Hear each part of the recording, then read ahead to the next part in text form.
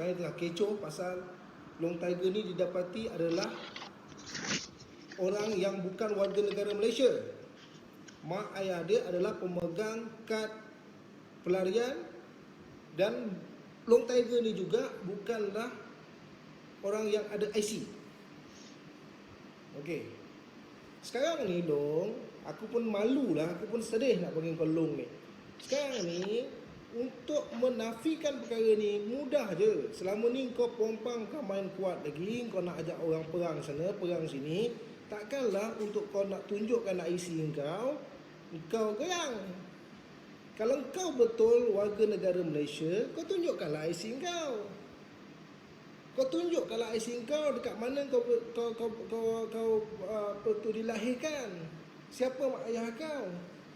Kenapa kau nak tunggu semua benda viral, semua netizen cari semua maklumat daripada pelbagai agensi, kan? Sehingga sekarang tak ada apa-apa statement pun daripada kau.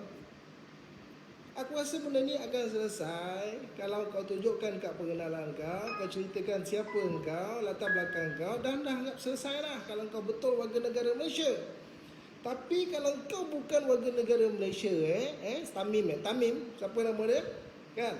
Kau ni pada aku dah too much. Sebab dalam video-video kau selama ni, kau komen pasal kerajaan Malaysia, kau komen pasal parti politik, kau komen pasal PDRM, pasal tentera, macam-macam agensi kerajaan kau komen. Kau nak advise PM ke-8 untuk buat benda macam ni, untuk buat benda macam ni. Kau siapa? Kalau kau bukan warga negara Malaysia, kau tidak layak untuk mengundi dan kau tidak layak pun nak bagi pendapat berkaitan dengan pentadbiran kerajaan dalam Malaysia ni. Kalau kau adalah generasi anak yang lahir dekat Malaysia ni daripada Rohingya, untuk kawan-kawan semua, netizen-netizen semua, kau tengoklah. Inilah bangsa Rohingya yang akan terus berkembang, generasi yang akan datang. Kalau sekarang ni ada 200,000, 300,000, kalau seorang akan berkahwin nanti ada anak 2 orang, 3 orang, dah ada 900,000 yang mungkin akan berperangai macam Long Tiger ni. Yang dia nak overrule semua orang Melayu ni. Aku pun hairan lah macam mana ada seorang ayahanda, konon-konon ayahanda ni yang boleh dilantik daripada bangsa Rohingya ni. Pertubuhan-pertubuhan ni yang aku tahu, sebab ayahanda ni semua kebanyakannya pun ada yang aku kenal, ada kawan-kawan aku juga, aku hormat dia. Kalau aku tak kenal pun, kalau aku tahu dia ayahanda, tentu aku akan hormat dia. Kalau dia bukan ayahanda pun, aku tetap hormat dia. Sebab peranan orang-orang macam ni dalam masyarakat kita sebenarnya besar. Pertubuhan-pertubuhan macam ini ditubuhkan untuk menjaga kebajikan orang-orang Melayu, untuk mempertahankan hak-hak orang Melayu.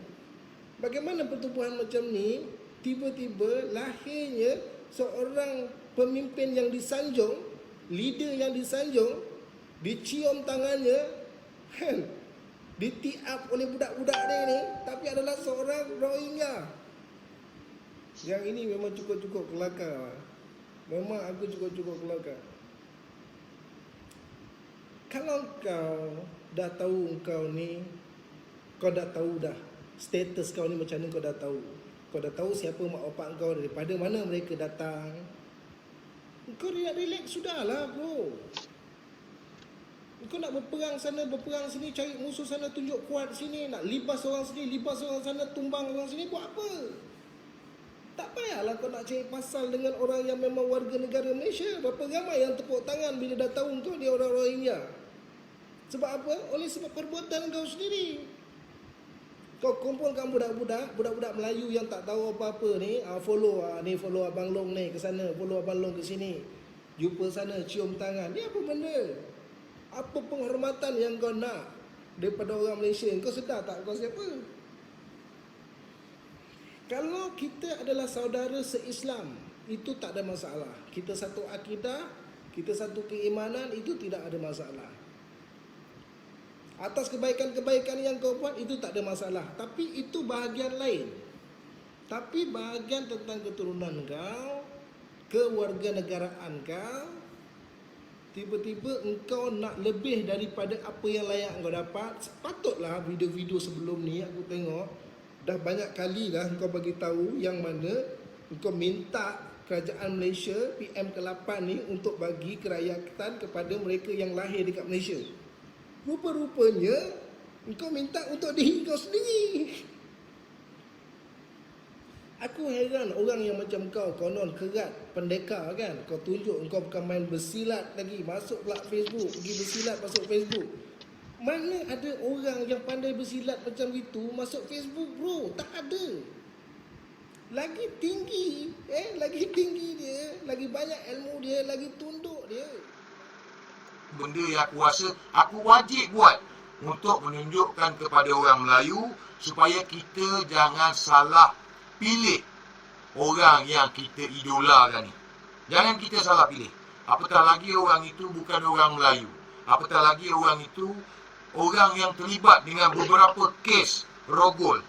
Jadi aku rasa tanggungjawab aku sebagai seorang orang Melayu yang ada pengaruh yang ramai follower aku untuk aku bercakap dan menyedarkan rakyat, khususnya orang Melayu, untuk melihat dengan lebih jelas siapakah individu ini. Jadi ini aku minta maaf dengan semua kalau merasakan aku ni nak dedahkan orang, tak boleh. Dan begitu juga dengan yang lain. Yang lain ini bukan nak mendedahkan aib si Long Tiger ni. Betul kita sama Islam. Ini bukan. Tetapi nak bagi pengajaran. Dan aku yakin mana-mana yang hari ini bercakap pasal Long Tiger ni adalah untuk memberikan pengajaran kepada Abdul Hamim ini untuk dia sedar diri. Untuk dia tahu di mana tempat dia duduk hari ini. Dia kena sedar diri bahawa ini adalah tanah Melayu, milik orang-orang Melayu. Jadi saya harap semua dapat faham, kita bukan nak dedahkan aib, bukan nak teruk, tak ada. Dan aku rasa cukuplah setakat 2 hari ini kita menjelaskan kepada masyarakat, kepada netizen siapa si Abdul Hamim aka Long Tiger ni. Dan aku rasa dah cukup. Dan tadi pun aku dapat info katanya dia lari, lepas tu dia dah serah diri kepada pihak polis. Jadi kita serahkanlah kepada pihak polis, kepada mereka-mereka yang mana abang-abang kita yang ada dalam pertubuhan yang tidak berpuas hati dengan apa yang telah dibuat oleh Abdul Hamim ni. Itu terpulang pada korang semua ada perkara yang mungkin korang perlu buat, korang buatlah. Tapi apa pun hari ini kita serahkan kepada pihak polis. Dan terima kasih kepada semua jabatan, orang cakap jabatan netizen ni kan. Rakyat Malaysia ni yang korek macam-macam. Macam-macam sampai MyCas dia. MyCas ni dah faham Yang viral tu adalah MyCas. MyCas ni renew 5 tahun sekali. Dia warna hijau, dia ada tamat tempoh, tarikh luput dia. So seperti mana yang diviralkan tu, itu adalah sebelum ini. Bermakna aku yakin Abdul Hamim ni dah renew dah. 5 tahun dia renew sekali. Jadi yang mana yang viral tu, yang tersebar tu, itu yang dah tamat tempoh. Tetapi yang dia ada hari ni, yang dah pun di-renew. Tu MyCas warna hijau. Dia bukan warga negara dan dia memang tidak akan dapat ataupun tidak boleh untuk menjadi warga negara. Jadi yang ini korang jangan risau. Jangan risau. Kuat macam mana pun kabel Abdul Hamim ni, dia tidak akan dapat untuk menjadi warga negara. Tentang anak-anak dia, itu terserah ikut proses. Sebab wife dia warga negara dan memang membolehkan untuk anak dia menjadi warga negara. Jadi yang itu kita serah kepada Jabatan Pendaftaran Negara. Tapi isunya sekarang hari ini, inilah Abdul Hamim aka Long Tiger, yang mana aku minta kepada semua yang ada hari ini, kita dah cukup untuk membogilkan Abdul Hamim. Kita dah tunjukkan satu contoh yang mana jangan melampaui batas ke atas orang-orang Melayu. Jangan jual agama, jangan jual bangsa Melayu, dan jangan berlagak samsing. Cukup. Hari ini aku yakin orang dah tak tunjuk dah samsing-samsing ni nak pergi pukul-pukul orang ni. Tak ada dah. Ramai kawan-kawan aku ni lebih hebat pun tak tunjuk pun. Tak ada punya. Ya, jadi cukuplah, kita tak nak budaya politik macam gini. Beginilah juga yang aku cakap. Kenapa aku mendedahkan pasal Abdul Hamim ni? Kenapa aku cakap menyerang Abdul Hamim ni? Kerana aku tak nak. Aku tak nak orang Melayu leka. Aku tak nak orang Melayu alpa. Yang mana sampai satu masa bangsa asing pijak kepada kita. Abdul Hamim ni contoh bagaimana pelarian Rohingya yang mana mak bapak dia lari daripada Myanmar masuk ke Malaysia, beranak dia baru generasi kedua yang dah tunjuk sikap besar kepala. Ini membimbangkan, menakutkan. Sebab kalau ada 100 spesies macam Abdul Hamim ni, 100 spesies macam Abdul Hamim ni, huru-hara negara ni pasti akan huru-hara dan pasti akan ada banyak masalah yang mana ianya akan memberikan kesan kepada kita, warga negara Malaysia, khususnya orang Melayu. Orang Semenanjung mungkin baru nampak kesan ni, tetapi orang di Sabah dah melalui panjang kesan bagaimana terlalu banyak limpahan parti daripada Filipina ini yang hangat tempoh hari waktu PRK Kimanis ni. Jadi orang Semenanjung baru nampak, baru rasa, dan hari ni kita dah nampak sepanjang PKP ni kita dah buka mata dan kita tak nak perkara sebegini berlaku lagi dalam negara kita. Jadi guys, aku minta tolong dengan semua, kita jaga aib kita sama kita, tetapi kalau ada perkara-perkara ataupun isu-isu yang melibatkan maruah orang Melayu, kedaulatan negara, kita kena bertindak. Kita kena bersuara dan kita kena menyerang. Kita tak ada belas ehsan lagi dah. Cukup. Kita dah lama kita bagi muka, kita dah macam-macam. Tak ada, saya rasa tak ada tak bagi muka. Bagi muka dah terlalu besar dah. Tapi tidak lagi selepas ini. Setiap warga negara, setiap orang Melayu, setiap anak Melayu kena bangkit. Kalau ada mereka-mereka ni yang besar kepala, kita kena ajar. Kita kena ajar seperti mana yang kita ajar Abdul Hamim ni, akal long tiger ni. Jadi cuma kita serah pada pihak PDRM, sebab saya rasa pihak PDRM adalah satu institusi polis yang terbaik, siasatan yang terbaik yang akan dilakukan oleh PDRM. Saya terima kasih kepada semua ahli PDRM.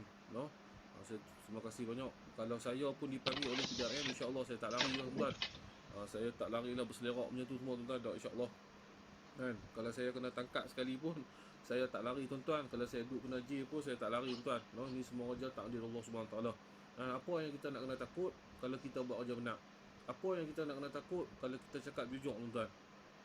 Kita boleh berkawan, kita boleh bela kawan kita, tapi kalau sampai benda itu melibatkan maruah orang lain, melibatkan maruah seorang perempuan, melibatkan maruah keluarga yang lain, saya amat minta maaf. Kecuali sahabat itu berjujur, bercakap jujur dengan saya, insya-Allah, dia bercakap jujur dan dia menyesali ataupun bertaubat dengan apa yang dia lakukan, kita boleh backup dia tuan.